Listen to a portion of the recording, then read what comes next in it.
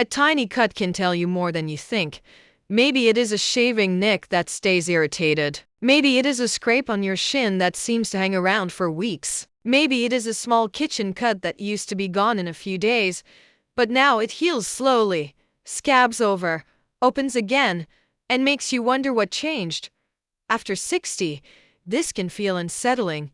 The easy explanation is, I'm just getting older. And sometimes age is part of it. Skin does become thinner, drier, and more fragile over time. Small bumps can leave marks more easily. A scrape that would have been nothing years ago may now take longer to settle down. But slow healing is not just a skin issue. When the body repairs a cut, it has to coordinate several systems at once. Blood has to bring oxygen and nutrients to the area. Immune cells have to protect the wound from germs. Inflammation has to start the cleanup, then calm down at the right time. The body has to rebuild tissue, including collagen, so the skin can regain strength. So when a small cut takes longer to heal after 60, it does not automatically mean something serious. But it may be a useful body signal. It may be telling you something about your skin, circulation, blood sugar, nutrition, medications, or overall repair system. Think of healing like a small construction project. The body needs workers, materials, a clear pathway, and protection from disruption. If the blood supply is weaker, the materials arrive more slowly. If nutrition is poor, there may not be enough building blocks. If the area keeps rubbing against clothing or shoes, the repair keeps getting interrupted. If blood sugar or infection is involved, the process can become more complicated. That is why a cut is not always just a cut. One reason cuts may heal more slowly after 60 is the skin itself. Older skin often loses some thickness and cushioning. It may hold less moisture. It may tear more easily. The barrier that once protected you from minor bumps and scratches may not be as strong. This means two things can happen at the same time. Injuries may happen more easily, and the repair process may take longer.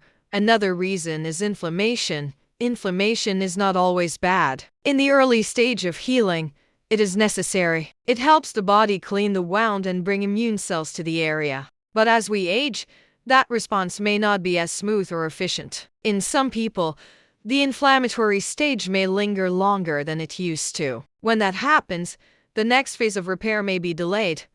Collagen also matters.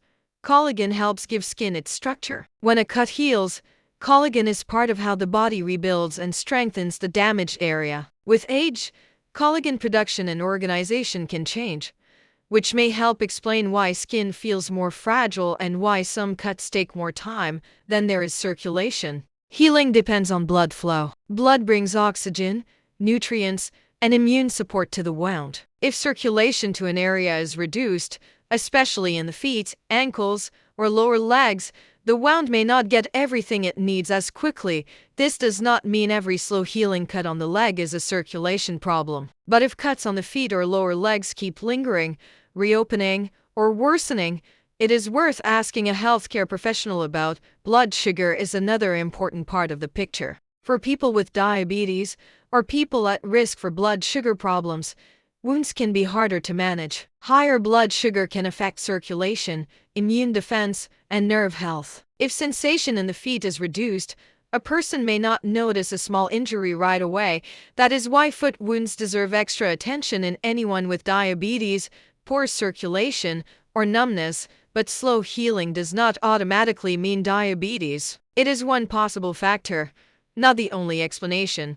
Nutrition is often overlooked. Your body cannot rebuild tissue out of nothing. It needs protein. It needs vitamins and minerals involved in repair. It needs enough overall nourishment to support the immune system and rebuild skin.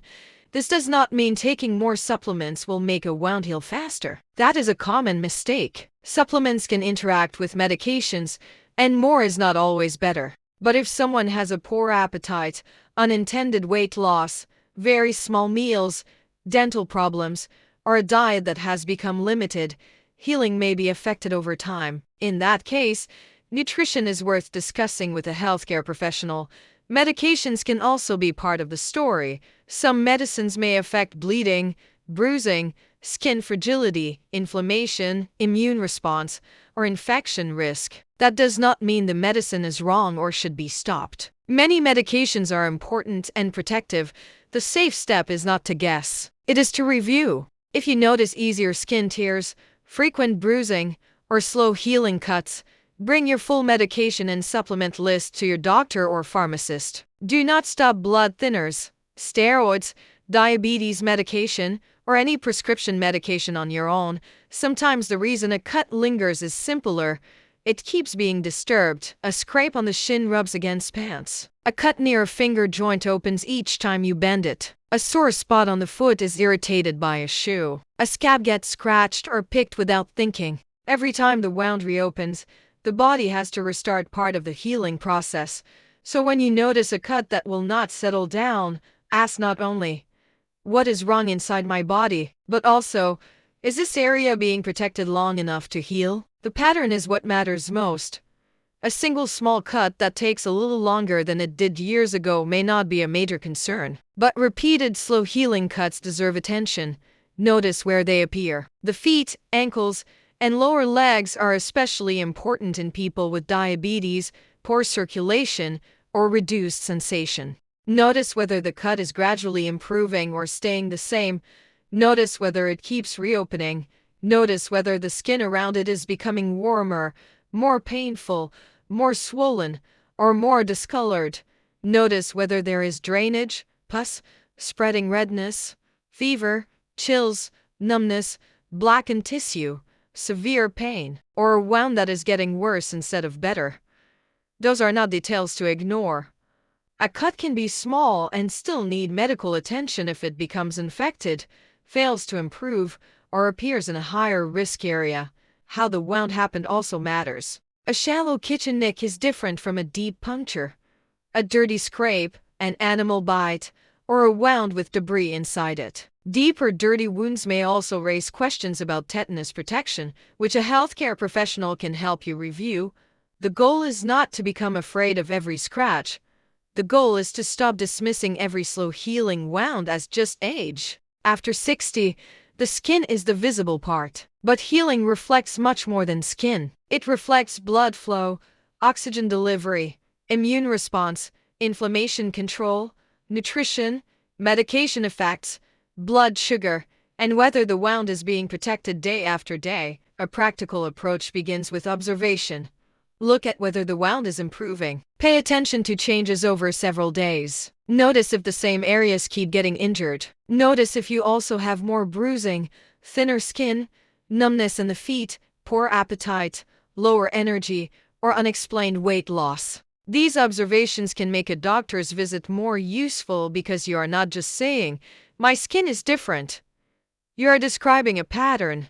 General habits can support the body's healing capacity, although they are not cures. Regular balanced meals, enough protein for your personal health situation, hydration unless you have a fluid restriction, gentle movement within your ability, skin protection, and routine checkups can all be part of a sensible foundation. If you already have diabetes, circulation problems, kidney disease, immune conditions, or reduced feeling in your feet, wound awareness becomes even more important. And if a wound is not improving, keeps worsening, shows signs of infection, or appears on the foot in someone with diabetes or poor sensation, it is worth contacting a qualified healthcare professional. The main lesson is simple.